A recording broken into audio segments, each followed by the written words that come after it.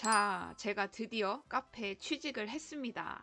가 아니고 저희 수강생님 카페에서 장사를 함께 하고 있는 모습입니다. 왜 하고 있냐고요? 영상을 다 보시면 이해하게 되실 거예요. MMM 브레드 스튜디오는 답심리 1번 출구, 도보 15초 거리이고 역 근처인 만큼 오피스텔, 병원, 은행, 회사들이 밀집해 있습니다.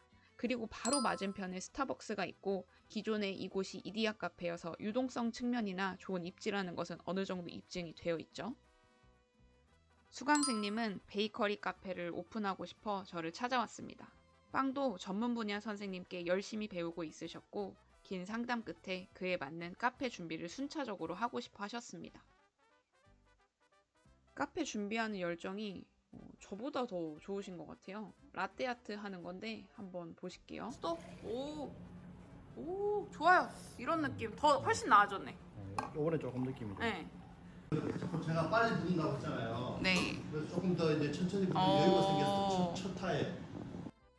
패션 업계에서 오랜 시간 일을 하셔서 확실히 디자인적인 감각이나 센스가 돋보였던 기억이 나네요. 특히 바로 옆이 스타벅스여서 포지션을 어떻게 할지 고민을 많이 하셨습니다. 사실 스타벅스가 유명하긴 하지만 모든 사람이 스타벅스를 가는 건 아니잖아요? 스타벅스에 없는 것을 우리는 채워주면 된다고 생각합니다. 스타벅스의 커피가 취향에 맞지 않은 분들이 오실 수도 있고요. 그곳엔 전문 제빵사가 가꾸운 빵을 만들어내지 않습니다. 또 그곳에서 쓰지 않는 소품과 컨셉 등으로 차별점을 두는 것도 좋겠네요. 시그니처 음료를 만들고 싶어 하셨고 제가 가지고 있는 다양한 음료 레시피를 같이 만들어 본 뒤 여기서 골라도 충분하겠다 하셔서 이 중 몇 가지를 같이 고르셨습니다. 우와, 이건 내가 일부러 이렇게 밝게 다 찍은 거야. 나중에 한 개 쓰려고. 사업을 오랫동안 해보셔서 그런지 디테일에 신경을 많이 쓰셨습니다. 사실 이게 정말 중요한 거거든요. 싼 티가 나냐 고급지냐는 여기서 판가름이 납니다. 포스기나 메뉴판에 들어갈 사진 모두 한 장 한 장 직접 만들고 사진 또한 보시는 것처럼 장비를 총동원해서 찍었으니 퀄리티가 안 좋을래야 안 좋을 수가 없었습니다. 이때 저도 옆에서 같이 만들고 도와드리면서 사진을 많이 확보했죠. 음료 사진은 총 2일에 걸쳐서 만들고 찍고를 반복했습니다. 여러분, 쉽게 얻어지는 건 없습니다. 꼰대 같다고 해도 어쩔 수 없어요. 쉽게 얻으면 남들도 쉽게 따라합니다. 저도 커피와 카페 운영은 해봐서 잘 알지만 디저트나 베이커리를 전문으로 해보지 않아서 컨설팅을 하며 궁금한 점들을 해결하고 싶어 발품을 팔아 직접 베이커리 사장님의 하루를 간접 체험해보며 궁금한 사항들을 채워나갔습니다. 인테리어 비용, 월세, 순수익, 운영 노하우 등 많은 것들을 알려주신 오마이셰롬 대표님 감사합니다. 커피 머신도 이미 유튜브 서치를 충분히 하셔서 컨설팅 시간에 예산 내에서 원하는 커피 머신 리스트를 정한 뒤 저와 같이 수입원과 종합 전시몰 두 곳을 방문했습니다. 저의 생각이 늘 정답일 순 없습니다. 커피 머신을 전문적으로 판매하고 설치하는 곳에 방문한 뒤 현재 예산과 상권에 적합한 머신을 같이 고릅니다.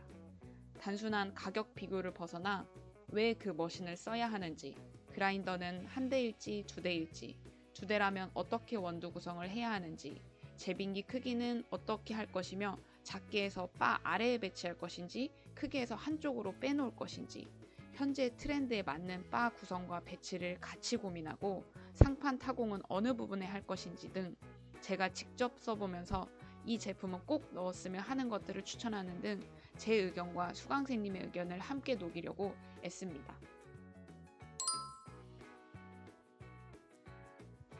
제가 자주 가는 심의 공식 수입원 에이덴도 방문을 했습니다. 카페쇼에서 알게 된 장원준 부장님. 이분 일하는 거 보면 저도 자극을 받아 열심히 일하게끔 만들어주는 고마운 분입니다. 판매 상담 부서가 아님에도 제가 데려오는 수강생님은 늘 1시간 이상씩 진심을 다해 상담을 해주십니다. 역시 상권 및 평수를 듣고는 그에 맞는 스펙의 머신들을 설명해 주시고 본사 사업까지 내려가 그 당시에는 미발매 중이었던 머신까지 직접 설명해 주시는 모습입니다. 그러는 사이 어느새 MMM 브레드 스튜디오는 조금씩 모습을 갖추어가고 있습니다. 이쯤에서 테이크아웃 컵이나 매장에서 쓸 컵을 골라야 합니다. 아직 시간이 좀 여유로운데요? 라고 생각할 수도 있지만 기성품이 아닌 제작 상품들은 여유롭게 2주 이상 시간을 가지고 주문을 넣어야 합니다. 이때가 6월이어서 주문이 꽤 밀려있는 상황이었어요. 카페 오픈 시즌에는 3주, 4주도 걸리니 여유롭게 준비하자고요. 여유롭게 해서 손해볼 거 없잖아요. 보통 아이스컵은 유리잔이나 트라이타 컵을 많이 쓰지만 이곳의 인테리어 중에 빈티지가 큰 부분을 차지하고 있어 스테인리스 컵도 추천을 드렸습니다. 유리와 고민하다 스테인리스 컵을 고르셨는데 개인적으로 너무 잘 어울려서 만족스러웠습니다. 스테인리스에도 로고나 글씨 전사가 가능합니다. 이 또한 저와 같이 상의를 한 뒤 크기나 위치를 정해 주문을 넣을 수 있습니다. 베이커리 카페인 만큼 트레이, 접시, 포크, 나이프 등을 굉장히 중요하게 보셨습니다. 초기에 몇 개를 구입해야 하지? 많이 고민을 하시거든요. 10년 이상 된 베테랑 납품가와 수량 상담 후 결정 도와드리니 걱정하지 마세요. 자, 이제 제가 본격적으로 오픈 예정인 매장에 방문을 하는 단계입니다. 전면이 넓게 빠져 있어 존재감을 확실히 보여주네요. 테라스도 설치되어 있어 반려견 동반 손님, 그리고 날씨가 좋을 때 야외 테이블 활용을 통한 매출 증대 등을 노려볼 수 있겠네요. 무엇보다 역에서 정말 가깝습니다. 커피 머신 설치도 마무리되어 가고 제 교육장에서 배우고 만든 레시피를 토대로 MMM 스타일로 다시 커스텀을 해야 합니다. 그중 하나가 수제청인데요. 제가 누누이 말하지만 생소한 청이나 음료 만들어봤자 호기심에 한 번은 시킬지 몰라도 손님들은 결국 익숙한 음료를 찾습니다. 안 하는 데는 이유가 있고 동네 장사를 하신다면 더더욱 돌고 돌아 클래식이니 익숙한데 맛있게 만들자를 모토로 하셨으면 좋겠습니다. 자, 이제 이 수강생님은 택배 지옥에 들어오셨습니다. 환영합니다. 유경험자로서 이 정도 양은 라떼는 말이야. 넘어갈게요. 재료들이 보이고 뒤에는 샘플 테스트할 원두도 보이고 앞에는 시그니처 음료에 쓰일 유리컵도 왔고 머그잔 등등등. 언제 다 씻죠? 설거지옥이네요, 여기는. 저는 원두 테스트를 중요하게 생각합니다. 이 중 유명한 업체도 있고 작게 하는 개인 로스터리 샵까지 편견을 갖지 않고 다양하게 테스트해보는 편입니다. 특정 업체를 정해놓지 않고 각 수강생님 카페마다 수십 번의 추출과 시음 끝에 상이하의 원두 업체를 고릅니다. 주문한 컵에 넣어서 양과 농도까지 테스트하고 우유 업체까지 비교 선택한 뒤 원두 발주를 넣도록 합니다. 손님들의 계산을 도와줄 포스기 설치를 진행 중이고요. 그러는 사이 베이커리 쪽 기계들도 설치를 시작합니다.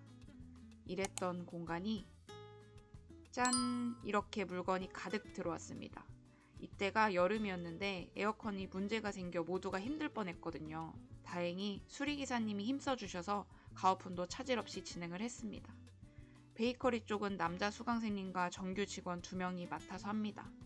직원분들이 열심히 기계 사용법을 배우고 계시네요. 수십 번의 테스트 끝에 고른 원두가 도착을 했고 약 9일의 디게싱 기간을 거친 뒤 본격적인 음료 만들기 연습을 시작합니다.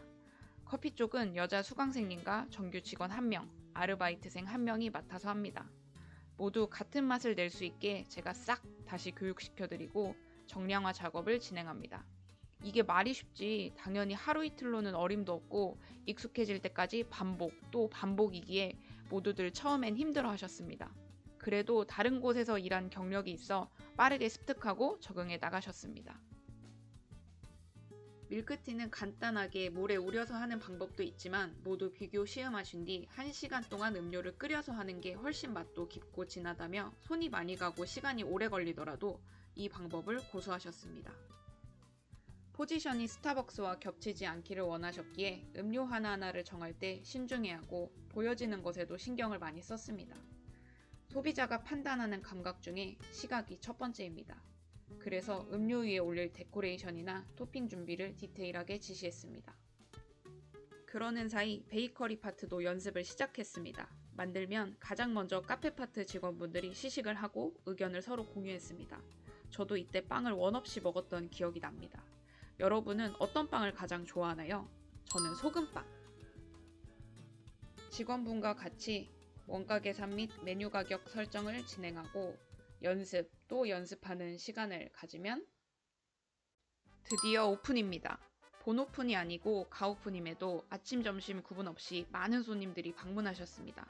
주변에 크고 작은 회사들이 있어 직장인분들이 미팅 회의차 많이 오시더라고요. 자, 그럼 제 컨설팅은 끝일까요? 제가 생각하는 카페 컨설팅은 단순 음료를 제조하는 방법을 알려주는 교육이 아닙니다. 그건 유튜브나 책을 보면 할 수 있다고 생각해요. 물론 경쟁력은 없겠지만. 제가 생각하는 컨설팅은 오픈을 하고 이분들의 카페가 잘 운영되는 거라고 생각해요. 대부분이 장사를 처음 하는 분들입니다. 특히 요식업 쪽은.